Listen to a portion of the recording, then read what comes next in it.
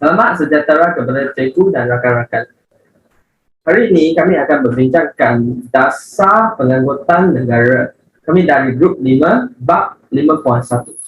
Pengangkutan boleh dibahagikan kepada 3 jenis, iaitu pengangkutan darat, pengangkutan air dengan udara. Kepentingan pengangkutan adalah meningkatkan sampai sesuatu tempat, membolehkan pembukaan kawasan baru, meluaskan pasaran barangan dengan meningkatkan hubungan sosioekonomik bandara dan luar bandar. Next. Selamat sejahtera guru-guru dan rakan-rakan. Nama saya Tekefi. Sekarang saya akan bincang tentang pengangkutan dataran di Malaysia, jaringan jalan raya di Malaysia. Jaringan jalan raya merupakan pengangkutan darat terpenting di Malaysia dan menghubungkan banyak kawasan di semenanjung Malaysia, Sabah dan Sarawak. Terdapat beberapa jenis jalan di Malaysia, iaitu jalan raya persekutuan, jalan bandaran, jalan berturap dan jalan tidak berturap.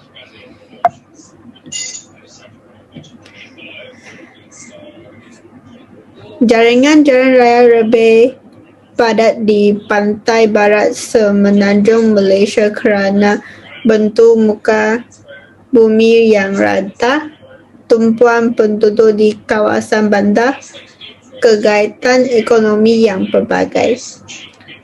Lebuh raya dibina bagi mempercepatkan dan melancarkan perjalanan. Sejahtera cikgu, nama saya Tan Yiwei. Saya akan ucapkan lebuh raya utara selatan yang menganjur dari Bukit Kayu Hitam ke Johor Bahru berfungsi untuk mengurungkan kesasakan lalu lintas, mengalahkan perkembangan sektor ekonomi, menggalakkan industri pelancongan dan memendekkan dan menjimatkan masa perjalanan. Seterusnya, lebuh raya Pan Borneo di Sabah dan Sarawak dijangkakan dapat meningkatkan darjah ketersampaian, meningkatkan pembangunan ekonomi, merancangkan industri pelancongan dan menjimatkan masa perjalanan. Cikgu, nama saya Si Hao. Saya mahu membincangkan jaringan rantasa kereta api di Malaysia. Rantasa kereta api pertama dibina dari Taiping ke Port Vale untuk mengangkut biju Timur. Perkhidmatan kereta api semenanjung Malaysia diuruskan oleh Kereta Api Tanah Melayu Berhad, manakala di Sabah diuruskan oleh Jambatan Kereta Api Negeri Sabah. Ini ialah kereta api di Malaysia. Di semenanjung Malaysia terdapat 2 sistem antasa kereta api, iaitu dari Bandar Besar ke Johor Bahru di sebelah barat, dari Tumpah ke Kemas di sebelah timur. Kemas merupakan sistem stations persimpangan antara stesen Pantai Barat dan stesen Pantai Timur. Seterusnya ialah Lee Tee Heng. Thank you. Cikgu, nama saya Lee Tee Heng. Sekarang saya mahu membincang tentang KTMB.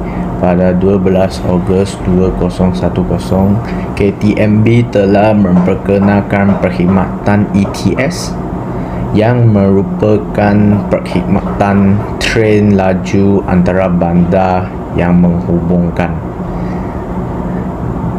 Germas ke Padang Besar dan Germas ke Batu Wharf dan Germas, KL Central ke Ipoh dan KL Central. Perkhidmatan ETS menjibatkan masa perjalanan serta penumpang dapat merancang perjalanan dengan lebih baik. Seterusnya, saya mahu membincangkan tentang lapangan terbang antarabangsa di Malaysia. Pengangkutan udara membantu mengalahkan sektor pelancongan negara dengan peningkatan pelancong datang ke Malaysia. Malaysia mempunyai 6 lapangan terbang antarabangsa, 16 lapangan terbang domestik dan 18 padang terbang. Seterusnya ialah Puan Cheng Seng. Terima kasih cikgu. Selamat sejahtera cikgu, nama saya Paul Sing. Saya mahu membincangkan tentang lapangan terbang antarabangsa Kuala Lumpur. Lapangan terbang antarabangsa Kuala Lumpur merupakan salah satu hub penerbangan terpenting di Asia dan Tenggara. KLIA secara rasmi dibuka pada 27 Jun 1998. Diuruskan oleh Malaysia Airport Holding Berhad dan Jabatan Penerbangan Awan. Seterusnya, lapangan terbang antarabangsa Kuala Lumpur 2 adalah terminal penerbang baharu di KLIA. KLIA 2 dibina bagi menampung pertumbuhan pesat pelancong terbang murah serta menggantikan terminal penerbangan tabang murah. Saya ialah Sai Pei Wen. Sekarang saya akan berbincangkan pelabuhan utama di Malaysia. Pelabuhan merupakan rangkaian pengangkutan penting untuk urusan persaingan dan pengangkutan. Antara pelabuhan utama di Malaysia ialah Pelabuhan Klang, Pelabuhan Pulau Pinang, Pelabuhan Kuantan, Pelabuhan Tanjung Pelepas, Pelabuhan Teluk Sepanggar dan Pelabuhan Bintulu. Seterusnya, kami akan tengok Pelabuhan Klang. Dikenali sebagai pusat muatan negara untuk kontena serantau dan tempatan. Dia mempunyai 2 terminal, iaitu North Port dan West Port. Sekian, terima kasih. Selamat petang, nama saya Pei Hiang. Seterusnya kita akan bercakap tentang Pelabuhan Kuantan. Pelabuhan Kuantan menyediakan kemudahan pemunggahan, penyimpanan, dan penyerahan bagi pukau kering, pecah pukau, dan pukau cecair. Yang pertama, pukau kering. Pukau kering ialah barangan kering dalam kuantiti yang banyak. Seterusnya ialah pecah pukau. Pecah pukau ialah membuka ruang dalam kapal dan memunggah kargo. Akhirnya kita ada pukau cecair. Pukau cecair ialah cecair yang diangkut dalam kuantiti yang besar. Pelabuhan seterusnya ialah Pelabuhan Pulau Pinang. Seperti yang kita tahu, Pelabuhan Pulau Pinang adalah pintu masuk ke Semenanjung Malaysia. Pelabuhan Pulau Pinang juga mempunyai perkhidmatan feri dan marina. Pelabuhan Tanjung Pelepas. Pelabuhan ini merupakan terminal kontena paling canggih di Malaysia. Pelabuhan ini mendapatkan pengiktirafan sebagai Process Complaint Port of the Year.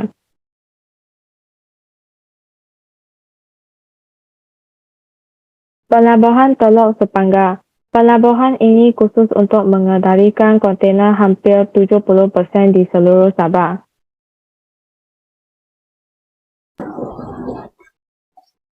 Akhir sekali adalah Pelabuhan Bintulu.